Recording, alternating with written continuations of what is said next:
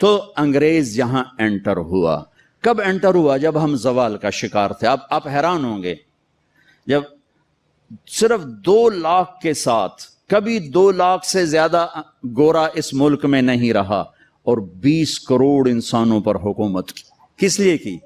کہ وہ آپس میں لڑ کے مر رہے تھے، آپس میں لڑ کے فنا ہو رہے تھے، اور اجتماعی سوچ ختم ہو گئی تھی، اجتماعیت ختم ہو گئی تھی. تو 1757 میں سراج الدولہ کو شکست ہوئی، اور وہ اس کا حقدار تھا کہ اسے شکست ہوتی. سازش میں چھوٹا سا بہانہ ہے، سازش ہوئی، میر جعفر مل گیا، لیکن میر جعفر کا ملنا شکست کا سبب نہیں ہے، سبب نااہلی ہے. سراج الدولہ دن کے 12 بجے اٹھتا تھا، پورے بنگال کا بادشاہ، اور اس کے مقابلے میں کلائیو، لارڈ کلائیو، اس کی کلرک کی حیثیت تھی. وہ کم وقت دن چڑھنے سے پہلے گھوڑے پہ سوار ہوتا تھا، اور دن چھپنے کے بعد گھوڑے سے اترتا تھا. وہ سارا دن گھوڑے کی پشت پر، اور وہ سارا دن رات کنیزوں کے درمیان، لونڈیوں کے اندر سراج الدولہ، اور دن میں سوئے ہوئے ہیں. نواب صاحب 12 بجے اٹھیں گے تو شکست تو پھر مقدر ہے. میدان ان کے ہاتھ میں ہوتا ہے جو میدان میں کھڑے ہوتے ہیں. راگ و رنگ، ناچ گانا، موسیقی، یہ زوال کی نشانیاں ہیں. جو قومیں تباہ ہوتی ہیں وہ سارنگی کی سر پہ تباہ ہوتی ہیں. جو قومیں سر اٹھاتی ہیں وہ تلوار کی جھنکار پہ سر اٹھاتی ہیں، وہ تیر کی سنسناہٹ پہ سر اٹھاتی ہیں. میری ساری نسل گانے بجانے میں ڈوب چکی ہے، اور میرے دانشور اس کو تہذیب اور ثقافت کا نام دینے کے لیے سارے زور لگا رہے ہیں. ارے مجھے چھوڑ دو، میری بات دیوار پہ مار دو. پاگلو، اپنے شاعر کو پڑھ لو جس کو تم سارے مانتے ہو. تجھ کو بتاتا ہوں کہ تقدیر امم کیا ہے، شمشیر و ثنا اول، طاؤس و رباب آخر. جب قومیں اٹھتی ہیں تو ان کے نغمے تلوار کی جھنکار ہوتی، گھوڑوں کی ہن ہناہٹ ہوتی ہے. ولادیات ذبحان، قربان جو میرا اللہ گھوڑوں کے ہن ہنانے کی قسم اٹھا رہا. ہائے ہائے ہائے ہائے. ولادیات ذبحان فالموریات قدحا فالمغیرات صبحا فاثرن به نقعا ووسطن به جمعا. تیمور نے دنیا فتح کی، کبھی محل میں زندگی نہیں گزاری، خیموں میں کم وقت سوتا رہا، ساری زندگی خیموں میں سویا. چنگیز خان دنیا کا سب سے بڑا فاتح ہے، ساری زندگی خیمے میں سویا، کبھی محل میں نہیں سویا. اس کی اولادوں نے سونے چاندی کے گھر کھڑے کر دیے، وہ موت تک خیمے میں سویا. کہ آؤ میں تمہیں بتاؤں کہ قوموں کی تقدیر کیا ہے، بلندی کب آتی ہے، زوال کب آتا ہے. جب شمشیر ہوتی ہے، تیر و تلوار کے نغمے ہوتے ہیں تو یہ اوپر اٹھتے ہیں، اور جب تان سین ہوتے ہیں اور طبلے کی تھاپ ہوتی ہے اور سارنگی کی سر ہوتی ہے اور گانے والی کیا آواز ہوتی ہے، تو پھر وہ قومیں سو جاتی ہیں، ڈوب جاتی ہیں، ہلاک ہو جاتی ہیں، تباہ ہو جاتی ہیں. تم شریعت کو بیچ سے نکال دو، تاریخ کو بیچ میں لاؤ کہ قوموں نے عروج کیسے پکڑا، زوال کیسے آیا. سارے حکمران ڈوبے ہوئے تھے سارنگیوں میں، کنیزوں میں، تو اللہ نے انگریز بھیجا، جاؤ ان سب کو جوتے مارو اور ان کو تخت سے کان سے پکڑ کے اتار دو. آخری میں ٹیپو سلطان تھے، لیکن جب کوئی قوم ڈوبتی ہے تو ایک فرد مشکل سے ہی کسی کنارے لگا سکتا، لہذا وہ اپنی جان کی قربانی دے گئے. 1799 4 مئی 1799 دریائے توی وہاں بہتا ہے، اس میں اپریل کے اینڈ میں سیلاب شروع ہو جاتے ہیں اور فوجیں رک جاتی ہیں. لیکن میرے اللہ کو مسلمانوں کا اقتدار ختم کرنا تھا، تو اس سال موجیں نہیں آئیں، سیلاب ہی نہیں آیا، دریا خشک پڑا تھا. اور انگریز کی مدد کرنے والے کون؟ نظام الدین، حیدرآباد کے مسلمان حکمران. مرہٹے تو چلو ہندو تھے. جب ضمیر سوتا ہے، جب حکومتیں کیوں چھینی؟ کہ ٹیپو جیسے شاہ سوار کے لیے، شیر نر کے لیے نظام الدین کی فوج آ رہی، مسلمان فوج آ رہی اس کے لیے، تو انہیں ڈوبنا چاہیے، انہیں مرنا چاہیے، انہیں غلامی کا طوق پہننا ہوگا۔ میرے رب کا نظام ہے، میرے رب کا قانون ہے کہ یہاں نااہل کو نہیں بٹھایا جا سکتا، اہل ہی آتے ہیں تو نظام چلتا ہے۔ وہاں میر صادق جڑ گیا، ادھر میر جعفر جڑ گیا۔ این جب وہ اگر یہ نہ بھی ہوتا نا تو بھی ہو ہی جانا تھا۔ میر صادق نے کہا بھائی وہ تنخواہ لے لو، فوج انگریز نے حملہ کیا، وہ کہتا آؤ بھائی تنخواہ لے لو، سارے تنخواہ لے لو۔ وہ پتہ نہیں کیسے کرائے کے فوجی تھے، وہ تنخواہ لینے کے لیے دوڑ گئے۔ ٹیپو کھانا کھا رہے تھے، نوالا ہاتھ میں تھا کہ شور پڑا کہ جی قلعے کی دیوار ٹوٹ گئی، فوجیں داخل ہو گئیں، کھایا نے بھی چھوڑ دیا۔ شیر کی ایک دن کی زندگی گیدڑ کی 100 سال کی زندگی سے بہتر ہے۔ انہیں پتا تھا اب کوئی راستہ نہیں ہے، اپنی جان کا نذرانہ دیا تو جنرل ہیرس نے کہا آج ہندوستان ہمارا ہے۔ پھر دلی بھی آ گئے، شاہ عالم ثانی کے زمانے میں دہلی میں انگریز داخل ہو گئے، اور پھر بہادر شاہ ظفر جو 1857 کی جنگ آزادی، وہ ایک ایسے جیسے یہ ہمارا جلوس نہیں ہوتا، جلوس، ان جلوسوں نے کبھی کچھ کیا؟ جلوسوں سے خوش نہیں ہوتا، سوائے کہ 2-4 گڈیاں ساڑے ہو، 2-4 سائن بورڈ بن دے ہو تو جاندے گراہ گیران دے بوجب لٹ لو۔ تو وہ ایک جلوس تھا، نہ کوئی نظم تھا، نہ کوئی ترتیب تھی۔ اور ظلم کا جواب ظلم نہیں ہوتا ہے۔ جب انہوں نے دلی پہ قبضہ کیا تو انگریز عورتیں تھیں وہاں، 70 انگریز عورتیں تھیں اور 30-40 بچے تھے، انہوں نے سب کو ذبح کر دیا۔ ان کے ساتھ اللہ ہوگا جو عورتوں کو ذبح کر دیں، جو بچوں کو ذبح کر دیں۔ میرا دین ظلم کی اجازت نہیں دیتا۔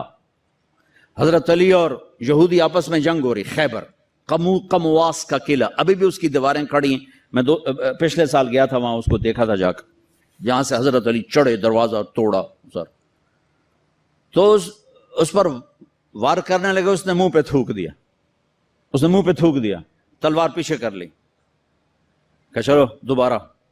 کہنے لگے ہیں دوبارہ کیوں؟ مجھے قتل کیوں نہیں کیا؟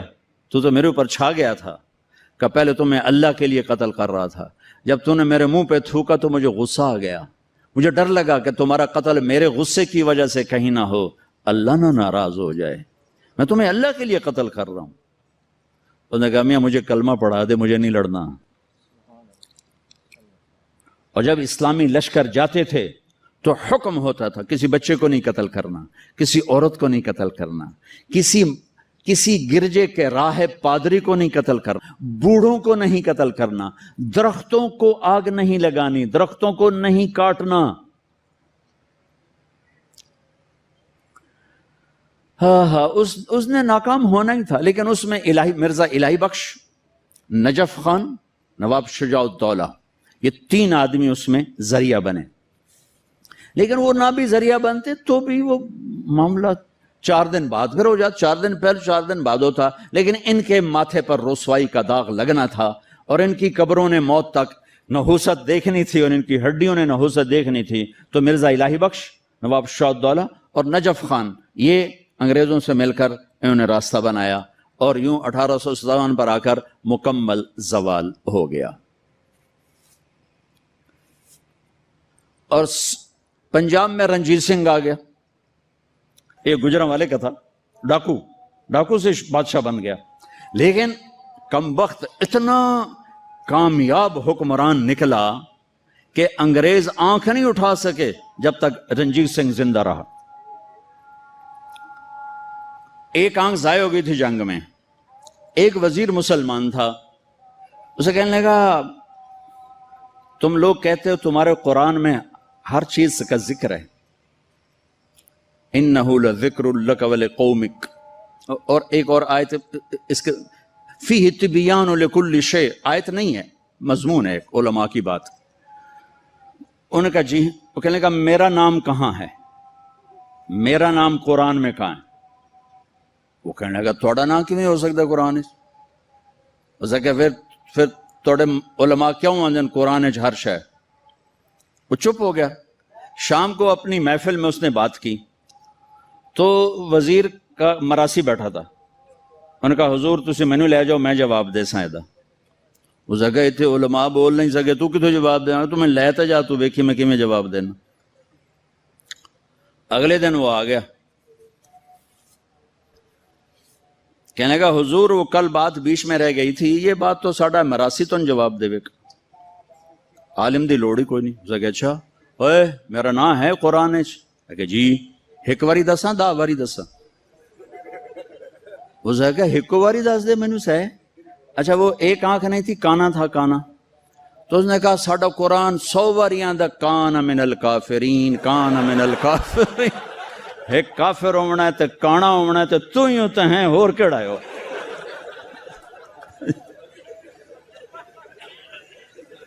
1818 میں اس نے میرا ضلع ملتان فتح کیا.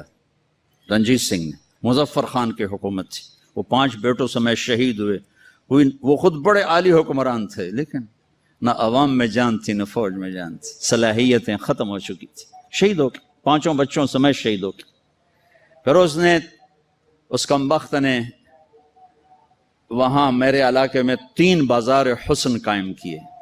ایک ملتان میں بنایا طوائفوں کا اڈا, ایک کیروڑ پکا میں بنایا, اور ایک میرے تلمبے شہر میں آیا. اور وہاں اس نے کوئی 1 مہینہ قیام کیا, چونکہ بہت خوبصورت جگہ تھی, دریائے راوی اس کو ہٹ کرتا ہوا گزرتا تھا, اور کھجوروں کے باغ تھے بڑے زبردست. ایک بازار حسن اس نے وہاں بنایا. پچھلے کوئی 8 سال سے میں نے وہاں جانا شروع کیا, ملنا شروع کیا. وہ بازار حسن اب ختم ہو چکا ہے.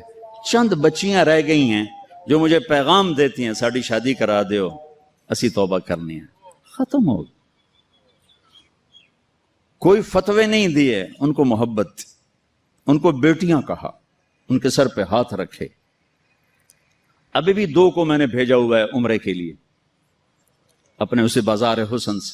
انہوں نے مجھے وہاں سے فون کر کے رو رو کے ان کا برا حال, وہ مجھے دعائیں دے رہی کہ ایسا تو کدی رب دا نا ہی نہ سنیا, تو سانو رب دا گھر بھی کھا چھڑے.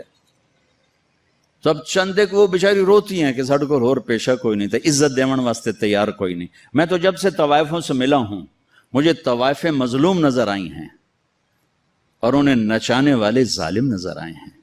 ان کے جسموں سے کھیلنے والے درندے ہیں, انہیں گھنگرو پہنا کے نچانے والے بھیڑی اور درندہ نما انسان ہیں. وہ تو مظلومیت کی ایک عجیب داستان ہے. کون عورت ہے جو روزانہ کسی کے لیے تیار ہو؟ کس عورت کی فطرت ہے کہ وہ ہزاروں ہوسناک نظروں کے سامنے ناچے اور گھنگرو باندھے؟ وہ سٹیج پر ان کا گھنگرو چھنکتا ہے اور تنہائی میں ان کی آنکھیں چھلکتی. لیکن میرے دیس کے مالداروں کا ظلم ہے کہ وہ انہیں نچانے کے لیے تو تیار ہیں, انہیں چادر پہنانے کے لیے تیار نہیں ہیں. میں زمینداروں کا بیٹا ہوں, میں نے سب اپنی آنکھوں سے دیکھا. ہاں, مالداروں کی ہوس کا نشانہ بننے والی طوائف ہو گئی, اور مالدار چودھری صاحب بھی رہا, کوئی دامن پہ داغ ہی نہیں.